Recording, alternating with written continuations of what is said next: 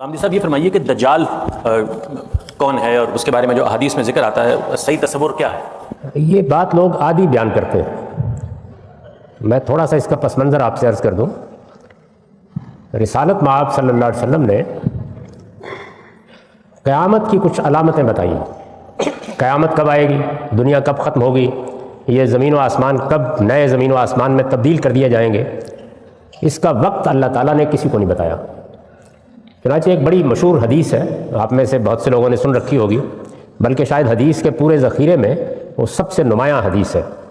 اس میں یہ واقعہ بیان کیا گیا ہے کہ جبریل امین ایک موقع پر انسانی صورت میں رسالت مآب صلی اللہ علیہ وسلم کی خدمت میں آئے اور انہوں نے آ کے کچھ سوالات کیے.